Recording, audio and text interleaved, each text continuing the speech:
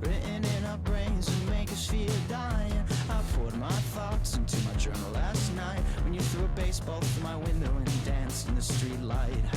You built a metro out of your fixed bike, debugged my room, smashed the TV on my nightstand, complain how nothing ever ends until you take natural selection into your own hands, stealing from the camera shops. Guys, it's finally time.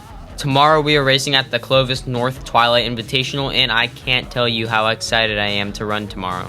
As suggested by the name, we are racing a bit later in the day, around 6 p.m., which is giving me the perfect opportunity to run a fast time. And as a result of that, I will be going for the win as well as the sub 10 clocking. And leading up to this, we've been seeing some very good signs. My heart rate has been really low recently, especially on recovery runs, which is a great sign, as well as getting in some amazing workouts within the past 2 weeks. And so far, this is my biggest meet of the season, and after this, we only have 2 more races, one being my last school meet, and the next being my national championship, so I have to make this one count. And for race plan, like before, I always just want to go out around low 5s or under 5. I probably want to go for, especially tomorrow, considering it's a flat course, like completely, with just some minor downhill and a tiny bit of an uphill, and that's all we got to worry about. So I'm gonna be able to go very fast for that first mile and won't be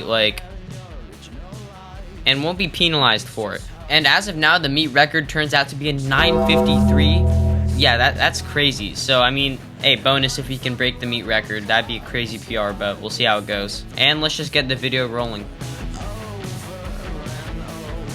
Good morning, everybody. It is race day. It is 8:30 a.m. right now, so we made sure to get up on the same time as usual so I can fuel properly for my race. I'm going to eat something small now and then have something bigger at 12 before I leave for the drive. It's going to be a 3-hour drive, so quite lengthy. We're going to try to stay as loose as possible throughout, and we're going to get there like just before 4 and get a good warm-up. Super excited for the race. I'm feeling good about this race today, and let's just take you through my day.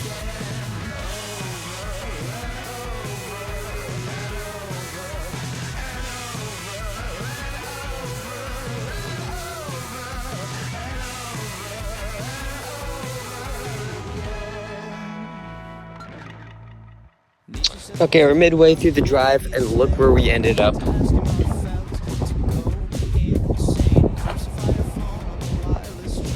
The visitor center, just like in Golden West. Getting in the leg swings right now. Gotta stay loose. It's a long drive.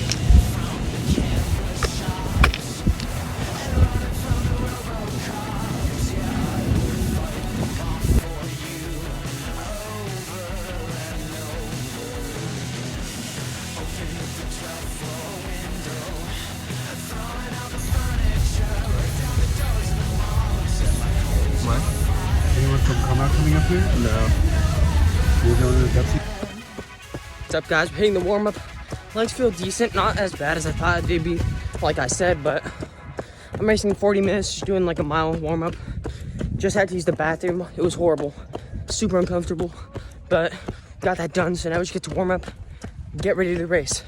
Wish me luck, guys. Warming up for the race. What? Warming up for the race. Yeah. Stretching.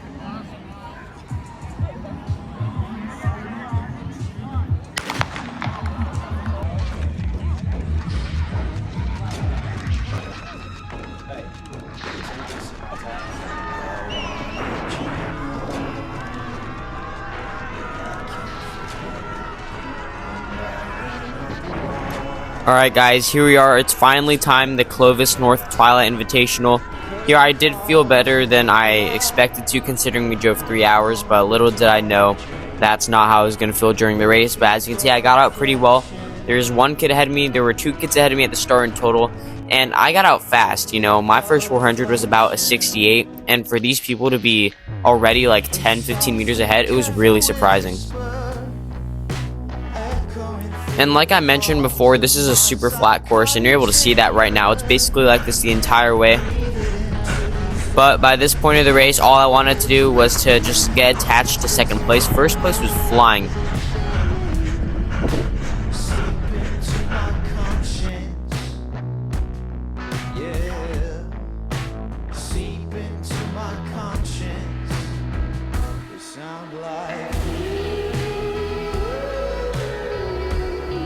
Around this part of the race is the 800 meter mark, and we came through in 2:30, meaning we ran an 82 for the second 400, so we slowed down so much after that first 68-second 400, and already by now I can sort of feel that I was going to have a rough race. I don't know if you guys can tell in races too, but there's a sort of feeling you get in your legs when you know you're not going to be able to, run your fastest time. And by now I knew obviously I'm never going to drop out of a race unless I absolutely have to. So I just wanted to push and see what I can get out of this circumstance.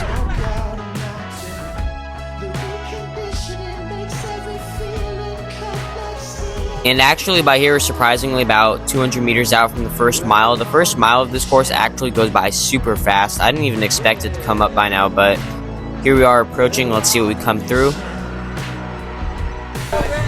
And bam, first mile in 5:12. We're already 13 seconds off pace from where I wanted to be, considering I wanted to break 10. And by now, I checked my watch and I saw my heart rate already at like 195. And I was like, oh my gosh, this hurts so much more than it should. And I did go for the passer on that kid, but he stays with me, and you'll see how it finishes the race. But by now, we do hit a little concrete part. This is where the little downhill and uphill is that I was talking about earlier. And like I said, I was hurting so badly, more than I think I should have here.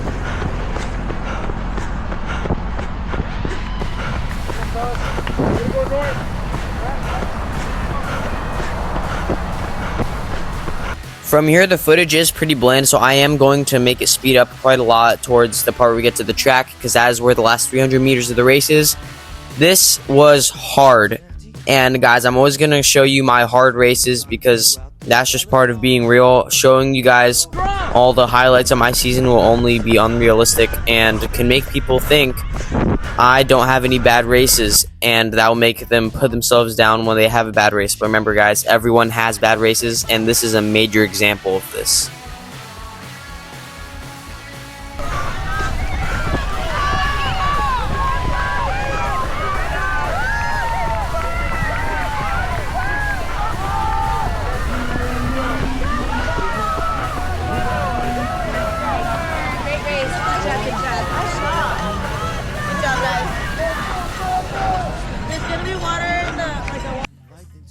Well, as you can see, not what I wanted, especially, really not what I wanted. I ran 10:45, which is like 25 seconds slower than how fast I ran a month ago. But yeah, also that was arguably just as painful as the King's Academy race. Yeah, something was just off today. We had to drive 3 hours here. That might have contributed, but I don't know. I just didn't feel 100% when the race started. Because as you guys can see from last week's time trial, I ran a 5:04 mile and I felt totally fine. So something was just off today, but either way, it was a cool experience. Little did you guys know, we're coming back for more. What are your expectations for this race? Anything I would consider good would be sub 10:15. I'd be happy to PR. That would be a PR, obviously. But ideal, sub 10. And hopefully feel good. How are you feeling? I feel fine right now. It's a bit hot though, but that's it. Yeah. And here we are 1 week later at the same track where I ran my fastest 1600, the high school that I will be attending next year. Here I am running a 2-mile time trial exactly a week after the race. And here I am totally pumped. I was so mad after last week's race.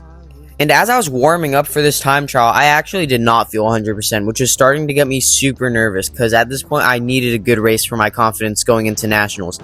And one of the biggest things that helped me feel good, because as you can see, I'm about to come through the first 400 in 72 seconds. That's faster. That's a lot faster than my real goal 2-mile pace, but I honestly felt really good doing so. And I would say the biggest reason why is because I ran a tempo 400 about 10 to 15 minutes out for my time trial. A 1-mile warm-up with 20 minutes of dynamics and strides will warm you up, but honestly, that was not enough for me, and a tempo 400 really got my legs moving, and that's where I started to feel good, and that allowed me to run this race. You guys are going to see the result. It was incredible. As you can see, we just came through 600 in 5:03. That's exactly what I ran at the failed time trial, but except I feel much better today, even if it's hotter. 2K in 6:19. Now this is where it really started to hurt. That last 800, before the last 800. But as you can see, we have 2 laps left. Matt has started to run with me. Really helpful here. It was quite windy. You can't tell. And here we are entering the last lap with 8:57 with 400 to go. I knew I wasn't breaking 10, but I knew I was going to set a PR. I still had something left in the tank. You can see my form breaking down a bit, but here we are in the last 80 meters of the race. I already knew it was going to be a good day. I was so relieved to run a new PR finally after all of my hard training. And let's see what I run. And look at that. We have achieved absolute redemption with a 10:13 3200. How'd that feel? Actually, okay, so compared to the first attempt at a time trial, the first mile actually felt good. And I don't know, the fatigue like creeped up on me after a mile, but overall I'm very happy with a 10:13 for sure. That's a really good sign, but That's elite. that hurt really bad, but I'm really happy for the time trial, considering I was basically solo the whole time. Yeah. Respect, dude. Thank you, Coach. Really good.